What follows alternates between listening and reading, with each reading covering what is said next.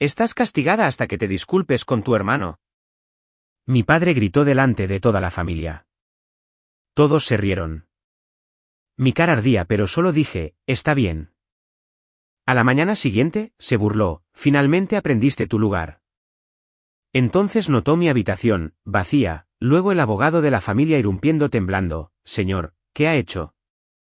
Me llamo Ximena Valenzuela y a mis 34 años, mi padre me castigó delante de 30 parientes. Levantó su copa en su propia fiesta de aniversario, le dijo a toda la sala que le entregaría la casa familiar a mi hermano. Y cuando pronuncié una frase tranquila, me señaló como si tuviera 9 años. La risa es lo que todavía escucho. No grité. No lloré. Dije una palabra, dejé mi copa y subí las escaleras. Pero esto es lo que ninguno de ellos sabía esa noche y lo que mi padre estaba a punto de aprender a la mañana siguiente cuando encontró mi antigua habitación vacía y nuestro abogado de familia entró por la puerta principal temblando. Él creyó que estaba transmitiendo un legado. No tenía idea de que había pasado la noche prometiendo una casa que no le pertenecía desde hacía 6 años. La mañana antes de que todo cambiara, estaba sentada frente a 2 hombres que querían mi firma y no querían pagar por ella. Un grupo médico de Stanford quería 9,000 pies cuadrados en la Ruta 1, y su abogado había enterrado una cláusula de renovación que habría encerrado a mi cliente en un aumento del 40% en el tercer año. La leí 2 veces mientras él hablaba. Hago eso. Dejo que la gente termine y dejo que el papel diga lo que dice. Página 11. Le dije, elimine la cláusula de escalada o nos vamos. Él sonrió como sonríen los hombres cuando creen que una mujer con un buen blazer está mintiendo. Deslicé la página de vuelta sobre la mesa y esperé. La tachó. Eso es todo lo que hago para ganarme la vida, y soy buena en ello. Vendo y alquilo edificios comerciales en todo el condado de Fairfield, y lo he hecho desde que tenía 22 años, comenzando como la asistente que servía café y aprendió a leer un informe de título antes que los corredores. Los números no te halagan, y no te mienten. Una fecha de cierre es una fecha de cierre. Una firma significa que algo sucedió. Confío más en los documentos que en la mayoría de las personas, y tengo razones para ello, a las que llegaremos. Cuando terminó la reunión, recogí mis llaves de la mesa, y hay una llave en ese llavero que nunca explico. De latón, lisa por el uso, más vieja que las otras. La mayoría de mis llaves abren puertas de las que estoy orgullosa. Oficinas y vestíbulos y listados. Esa la mantengo girada hacia mi palma. La he llevado durante 6 años y nunca le he dicho a mi familia lo que abre.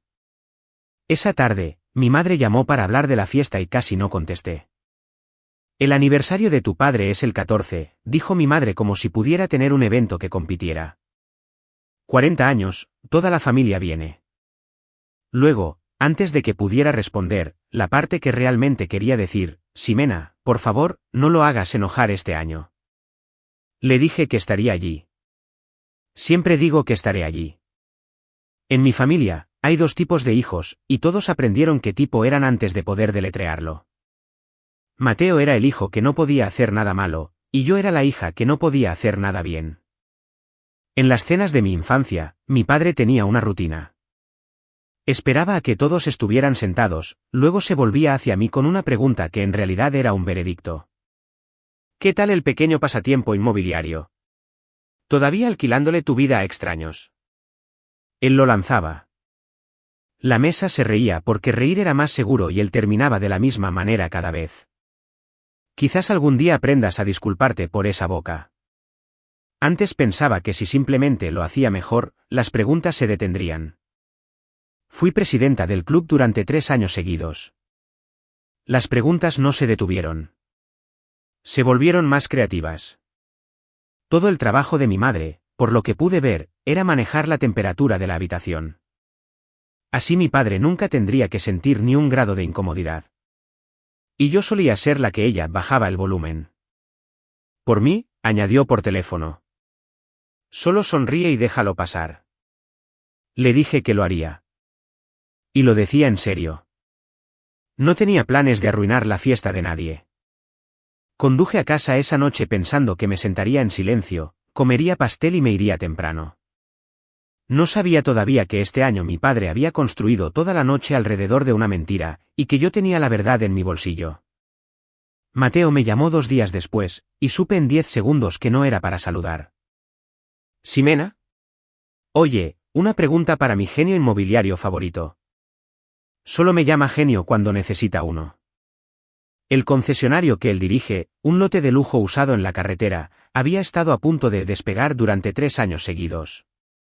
Quería hablar de números, dijo. Quería mi opinión sobre una refinanciación. Y en algún momento, la verdadera pregunta empezó a rondar como siempre lo hace. Necesitaba un CEO firmante. Necesitaba a alguien con crédito limpio y activos reales para respaldar una línea para el lote. No dijo mi nombre. No tenía que hacerlo. De fondo, podía escuchar la voz de mi padre.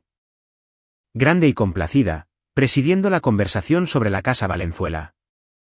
3 generaciones, le decía a alguien. Construida por las propias manos de su padre, cada viga. Él dice eso en cada reunión, lo dice de la misma manera que otros hombres dan las gracias. De todos modos, Mateo continuó, no tienes que decidir ahora. Papá finalmente está resolviendo todo lo de la casa. Lo dejó caer como se hace cuando se ha dicho una palabra de más. Lo de la casa. Sostuve el teléfono un poco más fuerte. ¿Qué pasa con la casa? Pregunté lo más suavemente que pude. Ya sabes, papá, dijo Mateo y cambió el tema a su equipo de fútbol de fantasía. Lo dejé. Pero me quedé sentada mucho tiempo después de colgar, mirando la nada, dándole vueltas a la frase. Mi padre no tenía lo de la casa. Tenía una casa que amaba y de la que se jactaba y creía que era suya para hacer lo que quisiera con ella. No había ninguna situación que resolver a menos que pensara que estaba a punto de hacer algo con esa casa. Y solo había una cosa que podía imaginar que él quisiera hacer. Tengo una cita fija cada primavera con Artur Solís, quien ha sido el abogado de la familia desde antes de que tuviera licencia de conducir, y quien ha sido mi abogado discretamente durante 6 años. Hay papeles que necesitan una firma una vez al año. Cosas rutinarias, el tipo de mantenimiento que la propiedad te exige. Entré esperando 20 minutos. Artur es un hombre cuidadoso, canoso en las sienes, del tipo que lee todo el documento, incluso cuando lo escribió. Deslizó las páginas. Firmé donde indicaban las pequeñas pestañas, y él guardó su bolígrafo y cruzó las manos. ¿Todo bien en la calle del Álamo?, preguntó. La pregunta fue casual. La mirada no lo fue. La calle del Álamo es la dirección de mis padres. Es la casa con las 3 generaciones y las vigas que mi abuelo supuestamente cortó a mano. Bien, que yo sepa, dije. ¿Por qué? Artur me estudió por un segundo, luego dijo que no era nada, solo mantener las cosas al día y preguntó cómo estaba mi madre. Pero mantuvo mis ojos un segundo demasiado, como hace cuando está decidiendo si decirme algo o esperar a que yo haga la pregunta correcta. No pregunté. Había pasado 6 años sin preguntar, sin presionar, manteniendo una pared entre lo que había hecho y las personas para las que lo había hecho. Al salir, puse mis llaves en la mano y sentí la de latón fría contra mis dedos, y cerré el puño a su alrededor sin querer. En el ascensor, me obligué a respirar. Lo que sea que mi padre estuviera resolviendo, Artur lo sabía. Y si Artur estaba mencionando la calle del Álamo antes de que yo siquiera mencionara una fiesta, algo ya estaba en marcha. Simplemente no sabía qué tan rápido o qué tan públicamente estaba a punto de moverse. Debo decirte lo que abre la llave de latón porque te lo has ganado y mi padre nunca lo hizo. Hace 6 años, la casa Valenzuela estaba a 11 días de una subasta de ejecución hipotecaria.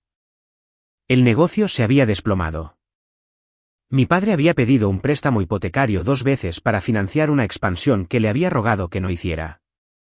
Una segunda ubicación que abrió el mismo mes en que el mercado cambió. Y cuando todo se vino abajo, dejó de abrir el correo. Me enteré porque mi madre me llamó a medianoche susurrando para que él no la oyera y me dijo que había un aviso pegado en la puerta y ella no sabía qué significaba pegado en la puerta. Yo sabía lo que significaba. Tenía 28 años. Tenía ahorros, una reputación limpia con 3 prestamistas y la costumbre de resolver problemas antes de que alguien pudiera rechazar mi ayuda. Así que lo resolví a través de una pequeña empresa mía, Inversiones Cedro Hueco. Compré la casa directamente en las semanas previas a la subasta. El banco aprobó una venta de pre-ejecución. La compra pagó la hipoteca en su totalidad. Cada dólar de saldo, atrasos y tarifas, y la escritura se transmitió y registró a nombre de la empresa. Mis padres firmaron los papeles de cierre que Artur les puso delante sin leerlos 2 veces. Demasiado endeudados y demasiado aliviados para preguntar quién era el inversor.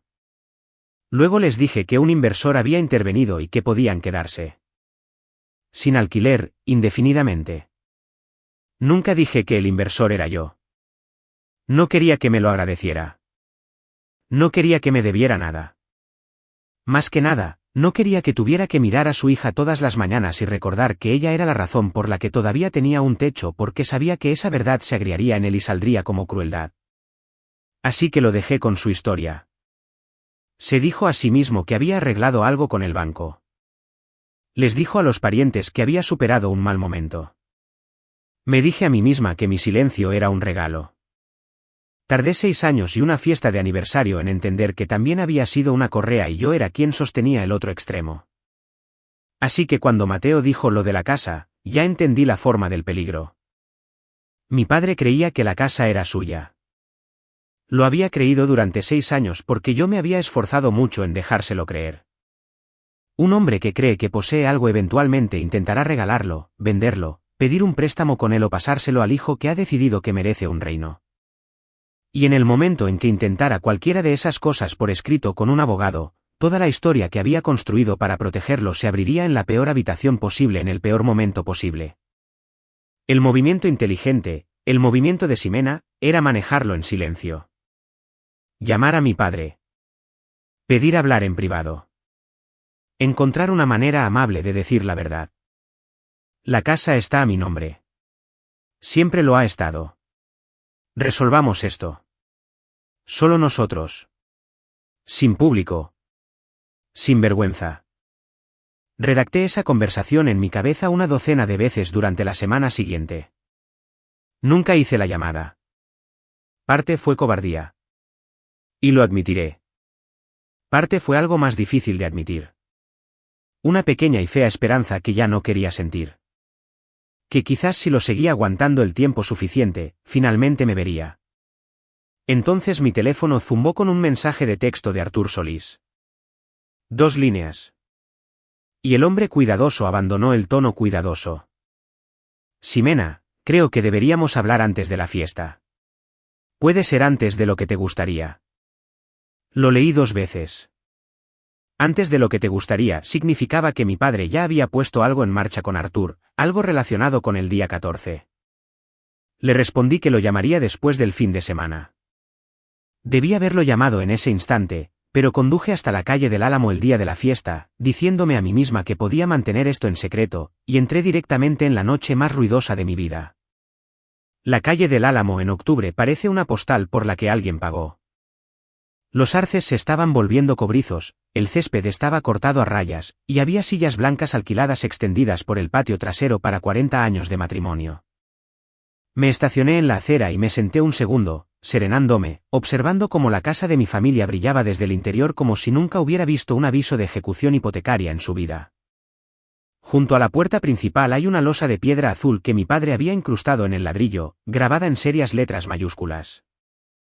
Valenzuela, es 1981. La había vuelto a cortar el año pasado, más nítida y profunda, porque la primera se había desgastado y no soportaba un nombre descolorido. Pasé el pulgar por las letras al pasar. Como se toca algo en lo que solías creer. Es curioso lo que te dice un nombre en una casa. Te dice quién está orgulloso. No te dice nada en absoluto sobre de quién es el nombre en la escritura. Dentro del reloj de pie en el vestíbulo delantero sonaba su pesado tic-tac. El que mi padre jura que su propio padre trajo de Pensilvania. Y la casa olía a sidra de mi madre y a un perfume caro de alguien. Sofía, la esposa de mi hermano, estaba en el vestíbulo, sosteniendo su teléfono con el brazo extendido, narrando en voz alta. Y esta, le decía a sus seguidores, deslizando la cámara por la escalera, va a ser nuestra casa para siempre. Me vio observando y sonrió con todos sus dientes. Ximena, viniste, como si yo fuera un evento meteorológico. Saludé, tomé la sidra que mi madre me puso en las manos y dejé que la calidez de la habitación me envolviera. 40 años, 30 parientes, un nombre grabado en piedra junto a la puerta. Y cada símbolo del legado de mi padre, me di cuenta, era algo que había tomado prestado, heredado o que nunca había poseído realmente. La familia comió temprano antes de que llegara la multitud más numerosa. 12 de nosotros apiñados alrededor de la mesa del comedor. Mi padre es como una pequeña república. Esperó hasta que las judías verdes estaban circulando, luego apuntó. Ximena, ¿todavía vendes edificios ajenos, o finalmente hiciste algo tuyo? Un par de primos se rieron a la vez. La mano de mi madre se apretó en su servilleta. Mi antiguo yo habría sonreído y lo habría dejado pasar como le había prometido por teléfono. Pero había pasado la semana leyendo el silencio de mi padre como un contrato, y estaba cansada en un lugar al que la sonrisa no podía llegar. Vendo edificios, papá, dije, tranquila y serena. Mateo pide préstamos con ellos. No hacemos el mismo trabajo. La mesa quedó en silencio por medio segundo de más. El tenedor de Mateo se detuvo. La cara de mi padre hizo algo que había visto 1000 veces, la lenta subida roja desde el cuello, pero no contraatacó. Simplemente me miró sorprendido como un perro al que ha golpeado algo que asumió que era un mueble. Luego se rió corta y duramente y se volvió hacia su hermano para hablar de los gigantes, despidiéndome cambiando de tema. Al otro lado de la mesa, mi madre me susurró 3 palabras. Por favor, esta noche no. Le di un pequeño asentimiento porque la amo de la manera complicada en que amas a la persona que te enseñó a hacerte más pequeña. Pero debajo de la mesa, mis manos estaban firmes. Y noté que por primera vez en esa mesa, el calor en mi cara no era vergüenza.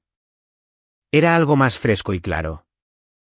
La sensación que tienes cuando finalmente entiendes los términos de un acuerdo que has estado perdiendo durante años. Comí mis judías verdes. Lo dejé con los gigantes. Y esperé a ver qué creía mi padre que iba a hacer con la casa delante de todos. Mateo me acorraló en la cocina entre la cena y los invitados, raspando platos que no tenía intención de lavar. Oye, sobre lo de ser CEO firmante. Mantuvo la voz baja y los ojos en el fregadero.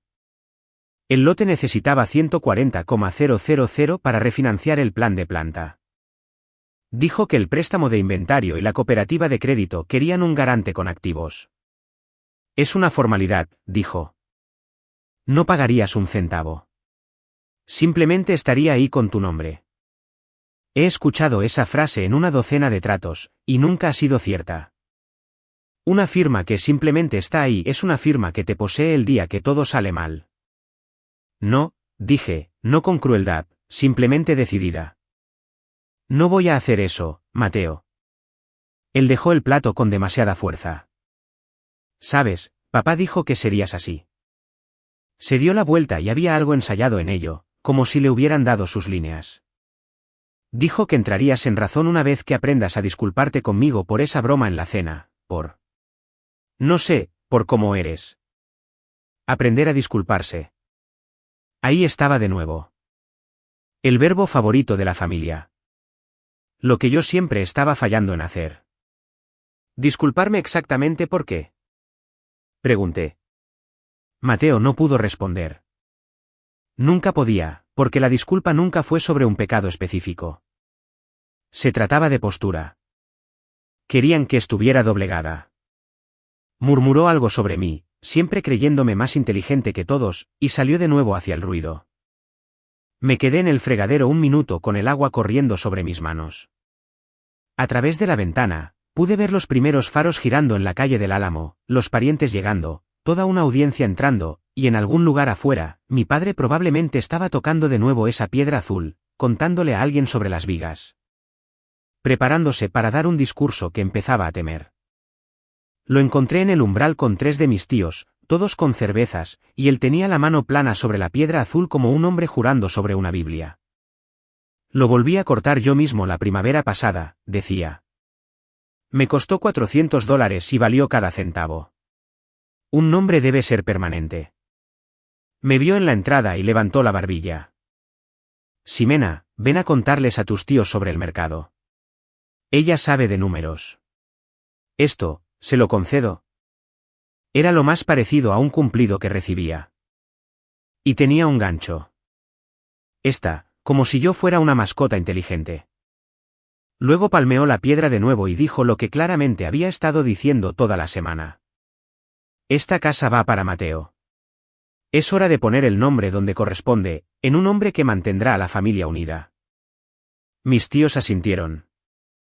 Uno de ellos le dio una palmada en el hombro a Mateo, y yo me quedé allí en la entrada, sosteniendo la verdad en mi boca como una piedra propia, sabiendo que el nombre grabado en esa piedra azul y el nombre en la escritura en la oficina de Artur Solís no eran el mismo nombre. Y no lo habían sido durante 6 años. Él había vuelto a cortar la piedra. Nunca había revisado el papel que había debajo. Quiero detenerme aquí un segundo porque si alguna vez te has parado en una puerta, sosteniendo algo que podrías decir que cambiaría toda una habitación y has elegido no decirlo aún. ¿Conoces ese silencio exacto? He vivido en él durante años. Si tú también lo conoces, hazme un favor y presiona el botón de suscribir porque lo que sucede a continuación es la razón por la que finalmente dejé de callar.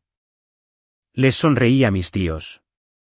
Dije que el mercado era complicado y fui a buscar una copa de vino que no iba a beber porque decidí que quería tener la mente completamente clara para lo que mi padre hiciera a continuación.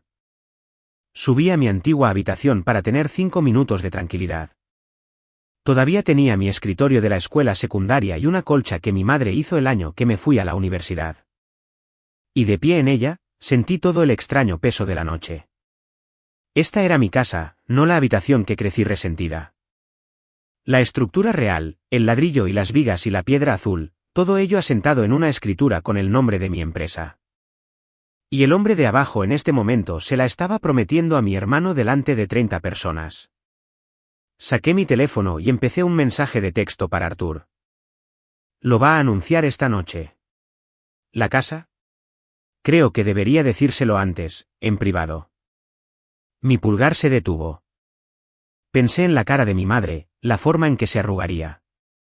Pensé en el orgullo de mi padre, que era lo más frágil y peligroso de esa casa. Y luego pensé en los $140.000 de Mateo y la palabra formalidad, y una CEO firma que simplemente está ahí, y sentí que el suelo de toda la noche se movía bajo mis pies. Borré el mensaje de texto. Metí la mano en el bolsillo y saqué la llave de latón y la sostuve a la luz de la lámpara. Esta pequeña cosa gastada que había llevado durante 6 años y nunca había explicado. Abre la puerta principal de esta casa. Es la llave del dueño. La había mandado cortar la semana que tomé la escritura y nunca la usé porque usarla habría significado admitir lo que era. Cerré la mano a su alrededor. Durante 6 años, esa llave había parecido un secreto que guardaba para proteger a mi padre. De pie en la habitación de mi infancia, escuchándolo regalar mi casa a través de los tablones del suelo, finalmente se sintió como lo que realmente era. Mía. Todo. Mío. Tengo que retroceder medio día porque lo que realmente me decidió sucedió esa mañana antes de que llegara cualquier invitado, antes del discurso, antes del castigo. Había salido temprano para ayudar a mi madre a preparar, y bajé a la cocina a las 6:30 para tomar café mientras la casa aún estaba oscura y dormida. O eso creía. La cafetera ya burbujeaba. Había voces que venían del comedor. Bajas, el tipo de bajas cuidadosas que la gente usa cuando cree que nadie está despierto para escuchar. Mi padre, mi madre, Mateo. Me detuve en el pasillo con una taza vacía en la mano, lo suficientemente cerca de la entrada como para escuchar cada palabra a través de la rendija, lo suficientemente lejos como para que la oscuridad me ocultara. Quiero ser precisa sobre lo que fue esto porque importa. No lo grabé. No me acerqué sigilosamente ni contuve la respiración contra una pared. Simplemente me quedé en el pasillo de mi propia familia al amanecer, sosteniendo una taza de café, y escuché a los 3 planear algo que nunca se suponía que supiera. Y lo que escuché en los siguientes 90 segundos hizo más que enojarme. Reorganizó algo. Tomó la parte de mi suave, esperanzada, paciente durante 6 años, la parte que todavía creía que si daba lo suficiente, eventualmente sería amada correctamente, y la dejó suavemente y la sacó de la casa. Para cuando la cafetera pitó, yo era una persona diferente a la que había bajado las escaleras. Déjame contarte exactamente lo que dijeron, de pie en ese comedor, seguros de que estaban solos. Una vez que esté a nombre de Mateo, decía mi padre, él toma una línea de crédito hipotecario contra ella. ¿La casa vale cuánto ahora? 650 saca 150. Fácil. Lo deja directamente en el lote. La voz de Mateo ansiosa. Y el resto para la boda. La madre de Sofía ya ha reservado el lugar. Mi madre, más tranquila, un poco preocupada. ¿Ximena? Una pausa, el tintineo de una cuchara. Luego mi padre, y recordaré la forma exacta de aquello mientras viva, lo dijo lento y satisfecho, como si lo hubiera pensado bien y le gustara el plan. Ella se disculpará con su hermano primero. Luego aprenderá su lugar. Después de eso, Theo firmará lo que le pongamos delante. Siempre lo hace. Actúa dura, pero cede. Solo necesita que le recuerden que no es la favorita y nunca lo fue. Nadie discutió. Mi madre no discutió. Esa fue la parte que cerró la puerta. Ella solo dijo, no montes una escena en la fiesta, Gabriel. Y mi padre dijo, montaré exactamente la escena que quiera en mi propia casa. Su casa. Iban a regalar mi casa, sacar $150.000 de ella para un lote de coches que fracasaba y un lugar que le gustaba a la madre de Sofía. Y luego me llevarían delante de toda la familia hasta que fuera lo suficientemente blanda como para garantizar el préstamo que pondría en riesgo mi propia propiedad. La aritmética de ello era casi hermosa. Cada pieza dependía de que yo fuera exactamente lo que me habían entrenado para ser, tranquila, útil, avergonzada y agradecida por las obras. Dejé mi taza vacía en la mesa del pasillo sin hacer ruido. No tenía ganas de llorar y no tenía ganas de gritar. Sentí lo que siento cuando finalmente encuentro la cláusula oculta en un contrato. La que lo cambia todo. La que la otra parte esperaba que nunca leyera.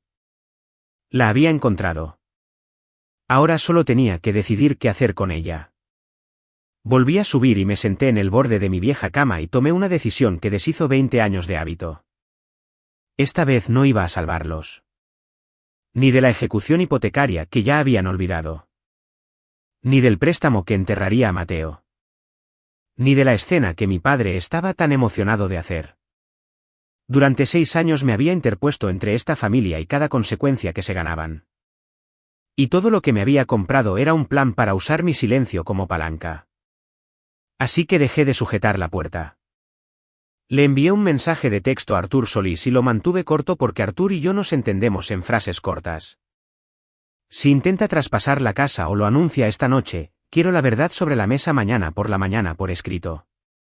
Y quiero el aviso de rescisión redactado y listo, por si acaso. 3 puntos, luego su respuesta. ¿Estás segura? Esto no se puede deshacer. Miré la colcha y el escritorio de la escuela secundaria y la llave de latón en mi palma. Estoy segura, escribí. Luego hice lo segundo, lo que importaba más que el mensaje de texto. Empaqué en silencio, metódicamente, como hago todo. Doblé la ropa que guardaba aquí para las visitas y la metí en mi bolso. Saqué mis pocos libros del estante. Quité la ropa de la cama y doblé la colcha que mi madre hizo en un cuadrado limpio a los pies del colchón porque quería que la habitación fuera inconfundible por la mañana. No desordenada, no enojada, simplemente vacía. No iba a arruinar el aniversario de nadie. Eso también lo decidí. Simplemente iba a dejar de fingir que la casa en la que estaría parada toda la noche era suya para regalar. Luego me lavé la cara, me puse mi buen blazer y bajé para ser una invitada en la fiesta de mi padre. A las 7, la casa estaba llena. Unos 30 parientes, las sillas alquiladas llenas, niños persiguiéndose entre las piernas de los adultos, mi padre en un blazer azul marino aceptando felicitaciones como un hombre que recibe un homenaje. Recibí el tour completo de ser una mujer soltera de 34 años en una fiesta familiar. Una tía me preguntó 2 veces si estaba saliendo con alguien especial. El esposo de una prima me explicó el mercado de valores. Sofía me encontró junto a la mesa de postres y me mostró su teléfono, un pequeño vídeo brillante de la escalera. Nuestra casa para siempre, dijo de nuevo, observando mi cara en busca de envidia. Mateo y yo estamos pensando en primavera para la renovación. Le dije que la escalera era hermosa, lo cual era cierto porque yo misma había reacabado los peldaños hace 3 años y nunca lo mencioné. El reloj de pie dio la media hora, esa profunda nota de latón que llenaba todo el vestíbulo, y mi padre levantó la voz por encima. Escuchen eso, les dijo a un grupo de primos que asentían. Mi padre trajo ese reloj de Lancaster en 1962. Regalo de bodas. No se le puede poner precio a la historia. Yo sabía que él había comprado ese reloj en una venta de bienes en Danbury hace 11 años por $600 porque yo había estado con mi madre cuando lo encontró y lo regateó de 800. Pero los parientes murmuraron impresionados y el reloj mantuvo su solemne ritmo. Y entendí la casa entera un poco mejor de lo que lo había hecho una hora antes. El nombre en la puerta, el reloj en el vestíbulo, el legado en el discurso que estaba a punto de dar. ¿Prestado, comprado o inventado? Cada monumento que mi padre había construido para sí mismo se basaba en una historia, y lo único en esa casa que se basaba en papel era una escritura a mi nombre, doblada en la oficina de un abogado al otro lado del condado. Arthur Solís llegó a las 8 en un traje gris, sin llevar nada más que un pequeño portafolio de cuero, y su mirada me estudió como me estudia un documento fiscal. Me encontró cerca de las puertas traseras y ladeó la cabeza hacia el porche. Salimos al frío. Vine porque deberías tener una cara amiga aquí esta noche, dijo, y porque quiero que estés segura antes de que suceda algo que no se pueda revertir. Me explicó claramente cómo estaban las cosas. La escritura estaba limpia y registrada. Inversiones Cedro Hueco, mi empresa, única propietaria, 6 años de registro. Mis padres eran, a los ojos de la ley, ocupantes por tolerancia del propietario, lo cual era una frase muy educada para inquilinos a quienes se les podía pedir que se fueran con la debida notificación. Él había redactado esa notificación.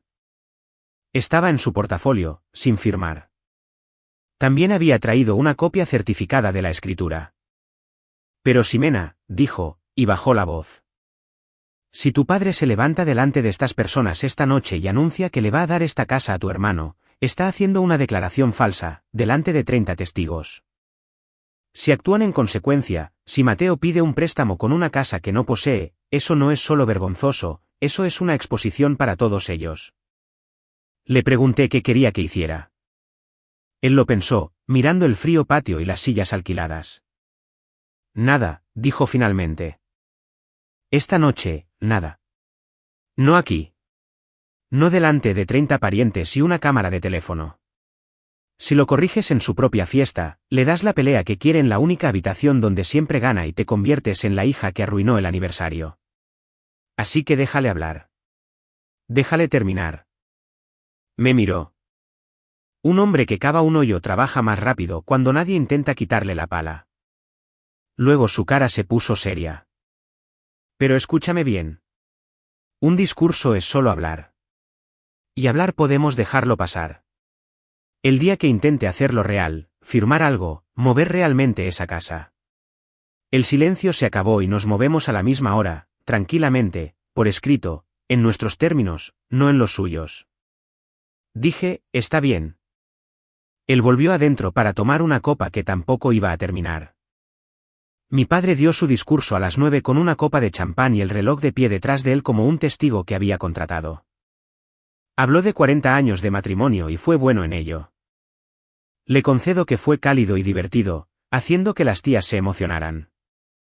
Agradeció a mi madre por aguantar a un hombre terco y todos rieron y ella se apretó un nudillo en la comisura del ojo.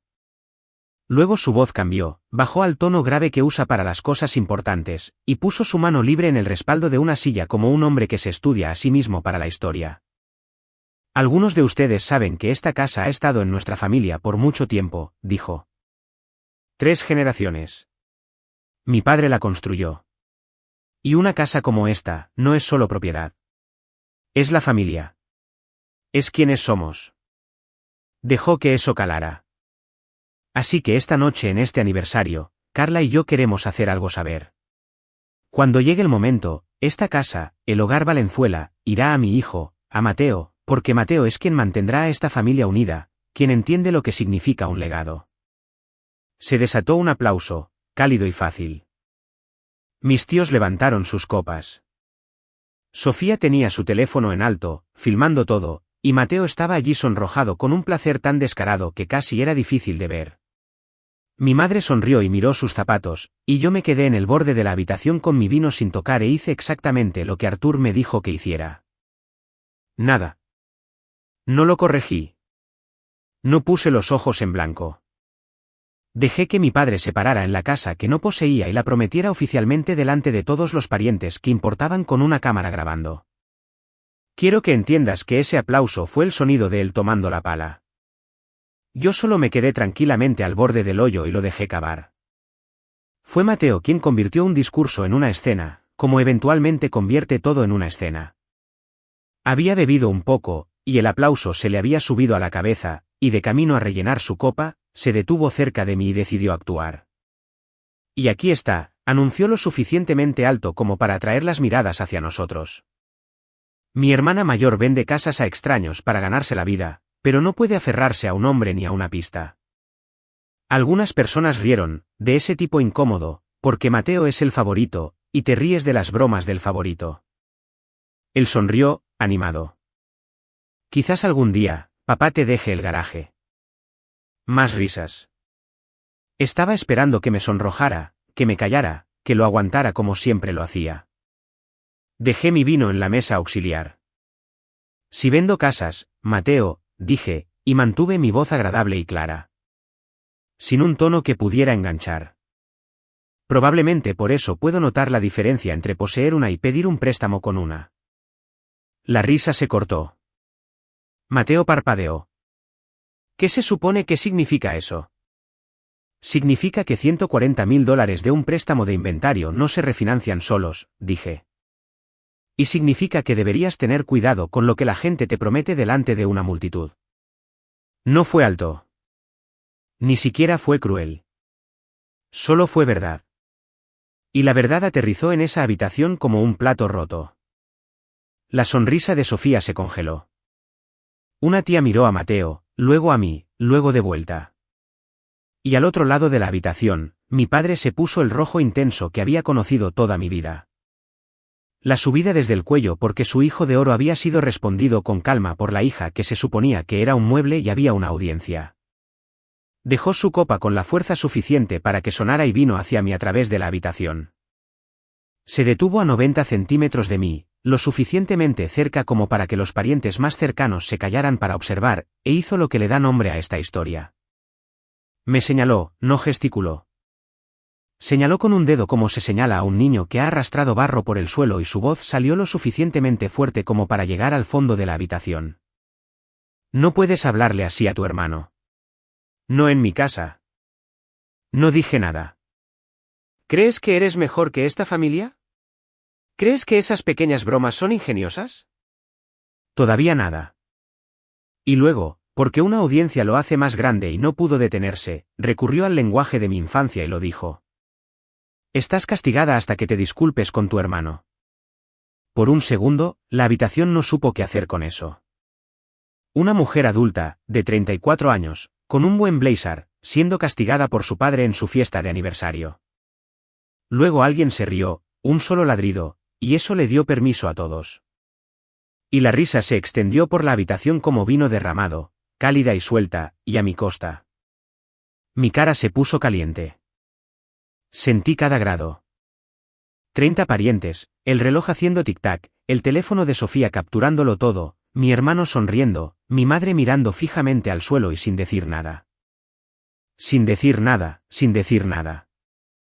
Mi padre se quedó allí sonrojado y triunfante, esperando que me desmoronara o llorara o peleara, que eran las únicas 3 cosas que sabía que yo hacía.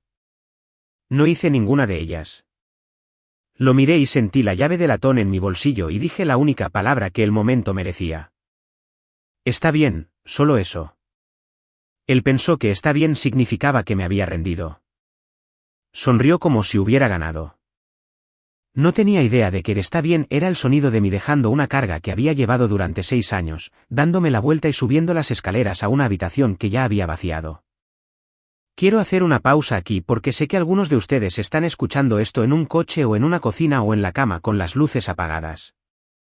Y algunos de ustedes han estado exactamente donde yo estuve, en una habitación llena de gente que se reía mientras alguien los reducía a niños. No discutí y no lloré. Y quiero que recuerden lo que hice en su lugar, porque la mañana estaba llegando y la mañana me pertenecía. Si alguna vez has dicho la palabra más tranquila de tu vida cuando todos esperaban que te quebraras, comenta esa palabra a continuación. Y suscríbete, porque la escritura está a punto de hablar ahora. Arriba, la fiesta aún seguía bajo mis pies. Terminé lo que había empezado esa mañana. La habitación ya estaba casi vacía, la cama ya sin sábanas, la colcha ya doblada en su cuadrado ordenado. Cerré mi bolso. Miré el escritorio y los estantes desnudos y el rectángulo de pintura sin desvanecer donde solía colgar un póster. Y sentí, contra todo pronóstico, ligereza. Luego saqué la llave de latón de mi bolsillo, la llave del propietario que había llevado 6 años y nunca había usado. E hice algo con ella que nunca había hecho. La dejé. No la mía. La llave de repuesto de la casa del gancho de la cocina. La que mis padres guardaban para mí. La llave de invitado. Esa la dejé en la mesita de noche donde la encontrarían. La de latón, la verdadera. Esa la guardé. La volví a meter en mi bolsillo y la sentí tibia contra mi cadera. Luego le envié un mensaje de texto a Artur Solís de una línea. Lo anunció delante de todos con cámara. Envíalo por la mañana en persona. 3 puntos. Estaré allí a las 9. Bajé mi bolso por las escaleras traseras y salí a mi coche y conduje a casa y dormí mejor que en años. Mi padre llamó a Artur Solís a las 8 de la mañana siguiente. Sé la hora porque Artur me lo dijo después y porque mi padre era el tipo de hombre que empezaba una victoria antes del desayuno. Estaba exultante. La fiesta había salido exactamente como él quería. Su hija había sido puesta en su lugar delante de todos. La familia había aplaudido su legado, y ahora era el momento de hacer oficial el legado. Así que llamó a su abogado desde la cocina con mi madre sirviendo café a unos metros de distancia. Y no preguntó, ordenó. Artur, dame los papeles. Quiero la casa a nombre de Mateo. Hoy, si puedes hacerlo. Artur, al otro lado, se quedó muy callado. Me ha descrito ese silencio desde entonces, el medio segundo en que tuvo la verdad en la mano y decidió cómo manejarla porque Artur lo sabía. Artur lo había sabido durante 6 años, él mismo había registrado la escritura. Y aquí estaba Gabriel Valenzuela ordenándole que transfiriera una propiedad que pertenecía a la hija de Gabriel, por escrito, hoy. Mi padre tomó el silencio por vacilación y siguió adelante. No es complicado, Artur. Es mi casa. Solo quiero el nombre de mi hijo en ella. Y Artur Solís, que había pasado 30 años siendo el hombre cuidadoso que nunca levantaba la voz, dijo 6 palabras y colgó. Gabriel, no firmes nada. Voy para allá.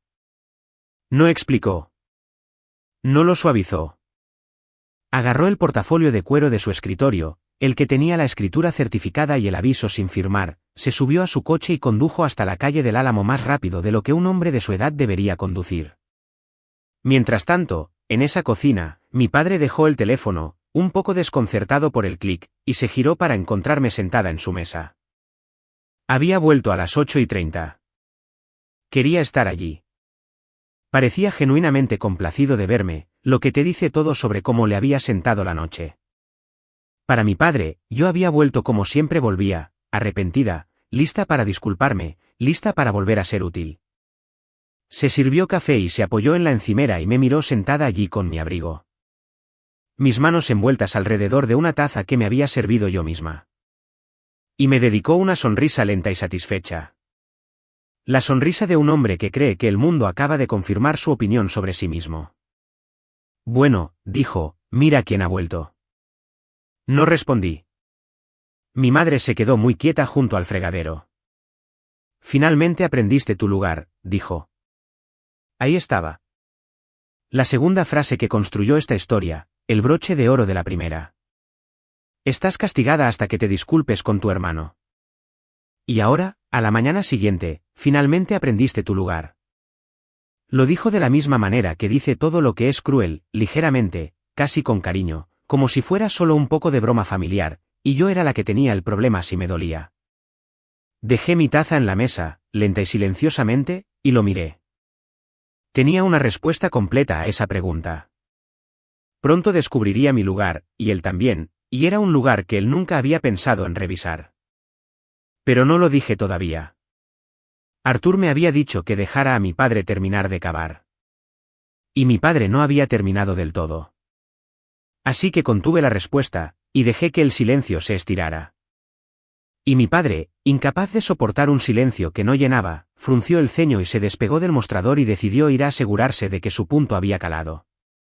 Decidió ir a revisar mi habitación. Lo escuché subir las escaleras, pesado y seguro, todavía con la resaca de la noche anterior. Escuché la puerta de mi antigua habitación abrirse. Luego escuché la certeza desaparecer de sus pasos.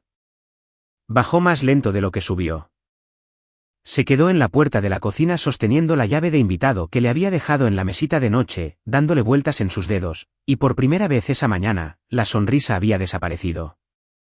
¿Dónde están tus cosas?, dijo. No era exactamente una pregunta. Ximena, ¿por qué está tu habitación vacía? Mi madre se había detenido por completo. Las moví, dije. ¿Cuándo? Anoche. Me miró y lo observé intentar encajar la habitación vacía en la historia que se había contado a sí mismo. La historia donde yo volvía arrastrándome para disculparme y las piezas no encajaban. No puedes simplemente irte, dijo, y su voz subió. Esto es una familia. No empacas y te escabulles de una familia en medio de la noche como un inquilino que se salta el alquiler. La palabra se quedó en el aire, inquilino. Había buscado un insulto y había cogido sin saberlo la palabra legal exacta para lo que él era. Mi madre hizo un pequeño sonido, y antes de que mi padre pudiera decidir qué hacer con la habitación vacía y la llave de invitado y la hija sentada tranquilamente en su mesa, negándose a representar su papel, sonó el timbre. Luego sonó de nuevo rápidamente, 2 veces más, el timbre de un hombre que no puede esperar a que le abran. Mi padre fue a la puerta porque es un hombre que siempre abre su propia puerta. Y la abrió, y Arthur Solís estaba en el umbral con la cara gris y un portafolio en la mano. Algunos de los parientes se habían quedado a pasar la noche, los que habían bebido demasiado champán, el hermano de mi padre y su esposa, 2 primos, y estaban entrando a la cocina a tomar café justo cuando Arthur entraba por la puerta. Así que la habitación se llenó rápidamente, que es la única misericordia que el universo me concedió esa mañana. Una audiencia. Arthur no se quitó el abrigo. No le estrechó la mano a mi padre. Se quedó en el vestíbulo delantero bajo el reloj de pie con su portafolio apretado contra el pecho y su voz, cuando salió, temblaba. Este hombre cuidadoso, este hombre al que nunca había escuchado levantar la voz en 30 años. Señor, dijo, ¿qué ha hecho? El rostro de mi padre pasó de la confusión a la ira en aproximadamente un segundo porque nadie le habla así a Gabriel Valenzuela en su propia casa. ¿De qué estás hablando? Te llamé hace 20 minutos. Te dije que pusieras la casa a nombre de Mateo. Eso es todo. ¿Qué te pasa? ¿Qué me pasa? Dijo Arthur, es que anoche le prometiste esta casa a tu hijo delante de 30 personas, y esta mañana me ordenaste que la escriturara de verdad. Me callé en tu fiesta, Gabriel. No me voy a quedar aquí y ayudarte a regalar algo que no es tuyo para regalar. Arthur lo miró y luego miró más allá de él a mí, sentada en la mesa, y había una pregunta en ello. ¿Puedo? Le di el más leve asentimiento. Los parientes estaban callados ahora, sintiendo el ambiente. Mateo había aparecido en lo alto de la escalera con la camisa de ayer, Sofía detrás de él con su teléfono, pero sin filmar ahora, solo sosteniéndolo, observando. Mi madre tenía la espalda contra la encimera y ambas manos planas sobre ella como si la necesitara para mantenerse en pie. Y Arthur Solís abrió el portafolio y sacó un solo documento certificado, papel grueso, sello del condado, el tipo de papel al que no le importa lo ruidoso o orgulloso que seas, y lo puso sobre la mesa del comedor, en la misma mesa donde mi padre me había diseccionado en 100 cenas familiares. Lo alisó con una mano. Gabriel, dijo ahora suavemente, la ira se había ido. Solo quedaba la verdad. No puedes darle esta casa a Mateo. No es tuya. No ha sido tuya durante 6 años. Por un momento, nadie respiró. Mi padre miró el documento sobre la mesa, luego a Arthur, luego a los parientes con la expresión de un hombre al que le han dicho que el suelo no es real. ¿Qué es esto? Dijo, ¿qué es esto? Arthur puso un dedo en la página. Esta es la escritura de esta propiedad registrada hace 6 años. El propietario registrado es Inversiones Cedro Hueco LLC. Hizo una pausa. El único miembro de esa empresa, dijo, es su hija, Ximena. La cocina hizo un sonido, una aspiración colectiva, el bajo o de un tío. La mano de Sofía se llevó a la boca. Mateo bajó 2 escaleras y se detuvo, y mi padre se quedó allí e hizo lo que yo sabía que haría. Porque los villanos en la vida real no se desmoronan en silencio, y no se disculpan. Buscan el arma más cercana y la suya siempre fue el volumen. Eso es una mentira, dijo, y luego más fuerte. Eso es una falsificación. Eso es. ¿Qué hiciste, Ximena? ¿Qué tramaste con él? Ahora estaba gritando, el rojo subiendo por encima de su cuello, clavando su dedo en el papel como si pudiera perforarlo. ¿6 años? ¿6 años has estado qué? ¿Eres dueña de mi casa? ¿Esperas que crea que compraste mi casa? Y aquí es la parte que había estado esperando. La parte que Arthur me dijo que lo dejara alcanzar por sí mismo. No grité. Ni siquiera me puse de pie. Mantuve mis manos alrededor de mi café y mi voz baja y nivelada. La voz que uso cuando un trato ya está ganado y todos solo necesitan ponerse al día con el papel. No perdiste la casa hace 6 años, papá. Dije que estaba a 11 días de la subasta. Mamá me llamó a medianoche. Habías dejado de abrir el correo. La cocina estaba ahora en completo silencio. Compré la casa antes de que fuera a subasta. Le pagué al banco cada $1 que se le debía y la escritura se puso a nombre de la empresa. Y luego te dije que un inversor había arreglado algo porque pensé que si solo te ocultaba esa cosa, nunca tendrías que saber lo cerca que estuviste. Lo miré. Compré tu casa para que nunca tuvieras que sentir lo que acabas de sentir. De nada. Mi padre no dijo gracias. No esperaba que lo hiciera. Lo que hizo fue recorrer todo el catálogo de un hombre acorralado en unos 90 segundos, y lo observé como se observa si has predicho bien. Primero, siguió negando, balbuceando sobre falsificaciones y trucos, hasta que Arthur señaló discretamente que los registros del condado eran públicos y que él era bienvenido a buscarlos en su teléfono. Luego cambió al ataque, volviéndose hacia mí. Hiciste esto para humillarme. Esperaste. Esperaste mi aniversario delante de todos. Tú planeaste esto, lo cual era rico viniendo del hombre que había planeado un castigo público para ablandarme para una CEO firma. Pero lo dejé pasar. Luego, cuando el ataque no surtió efecto, recurrió a la herramienta más antigua del cajón, la que me había funcionado toda mi vida. La autocompasión. Después de todo lo que hice por ti, dijo, y su voz se quebró. ¿Real o actuado? Ya no podía decirlo con certeza. Te di un hogar. Te di un nombre. Y esto es lo que le haces a tu padre. Y allí, junto a la encimera, mi madre finalmente habló. Había guardado silencio durante todo el proceso. El discurso, el castigo, la mañana, silenciosa como lo había sido toda mi vida. Pero ahora me miró y sus ojos estaban húmedos. Y dijo muy suavemente, Ximena, lo sabía.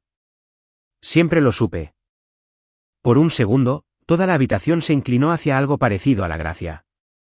Luego se giró y le puso la mano en el brazo a mi padre y dijo, Gabriel, siéntate antes de que te enfermes.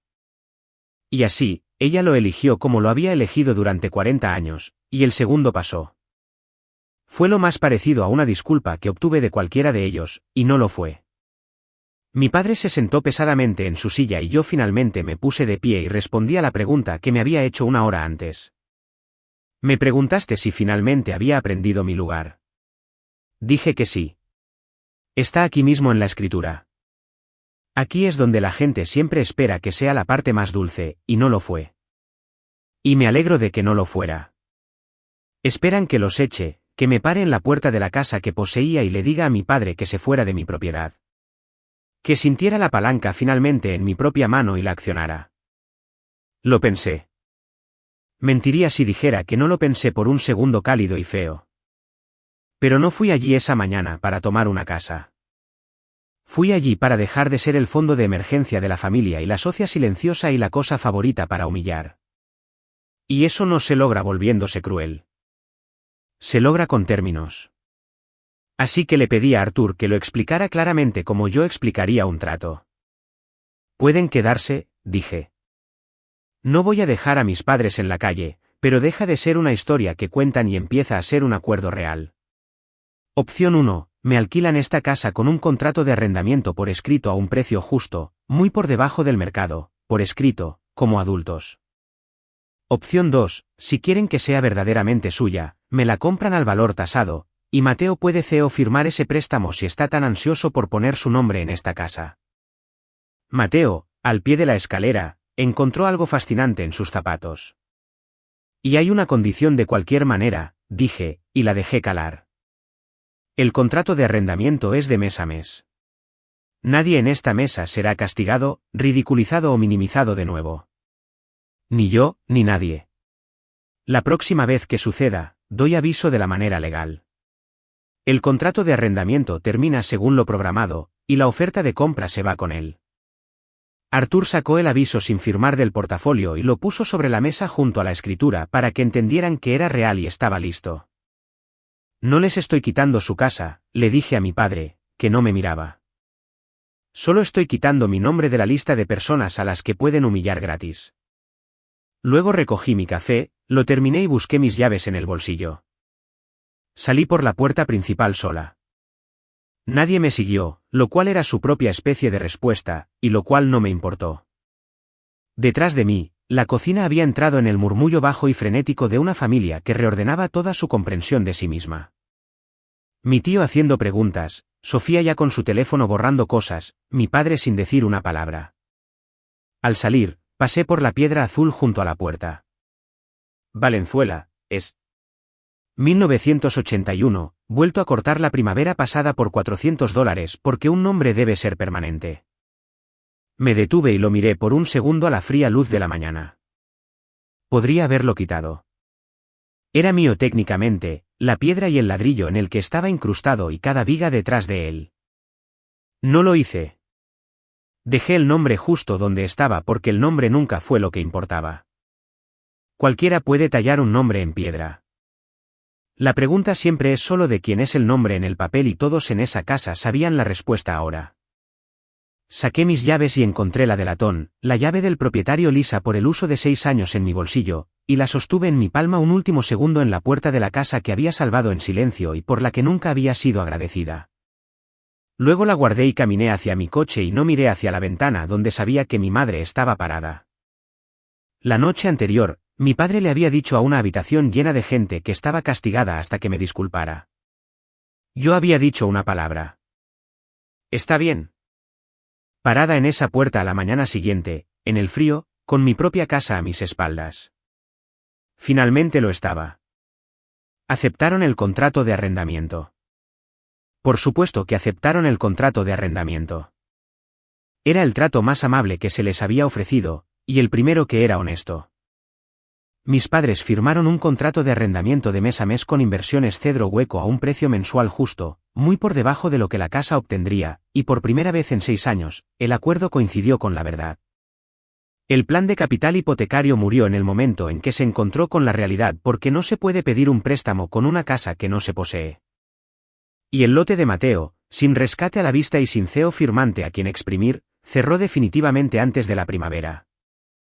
El niño de oro, resulta que solo brilla mientras alguien sostenga la luz. Cuando yo dejé de hacerlo, se apagó rápidamente. Sofía borró todos los vídeos de la casa para siempre. Lo revisé un poco pedantemente y todos habían desaparecido. Los parientes se organizaron como lo hacen los parientes. Algunos silenciosamente orgullosos de mí, unos pocos seguros de que había hecho algo imperdonable a un dulce anciano. La mayoría simplemente aliviados de que no hubiera sucedido en su fiesta. Y mi madre empezó a llamarme, no para controlarme, no para pedirme que mantuviera la paz, sino para hablar con cuidado, como alguien que aprende un idioma tarde. Todavía tengo la llave de latón. La guardo en mi llavero con todas las demás ahora. Ya no la llevo girada hacia mi palma, ni escondida. No se siente como un secreto. Se siente como lo que siempre fue y lo que nunca permití que fuera, que es simplemente una puerta que puedo abrir en una casa que elegí salvar por razones que siempre fueron mías y nunca requirieron permiso ni agradecimiento de nadie. Vuelvo a la calle del Álamo de vez en cuando, pero voy como invitada, lo cual es algo curioso en una casa que posees.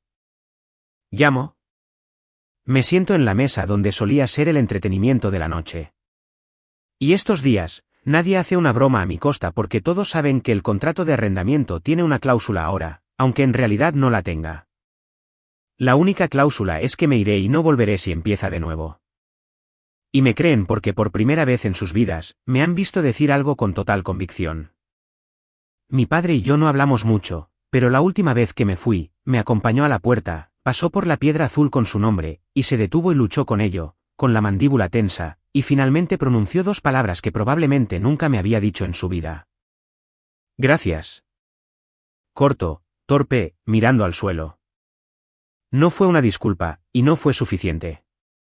Y lo acepté de todos modos porque algunos hombres solo pueden llevar una palabra pesada a la vez y esa era la suya. El silencio puede ser un regalo que les das a las personas que amas. Pero en el momento en que empiezan a confundirlo con permiso para hacerte pequeña, lo más amable que puedes hacer por todos en la mesa es finalmente dejar de cargar con el peso. Dejar de protegerlos de la verdad y dejar que el papel diga la verdad en voz alta. Esa es mi historia. Un nombre tallado en piedra, otro nombre en la escritura, y una sola palabra tranquila que finalmente significó exactamente lo que dijo.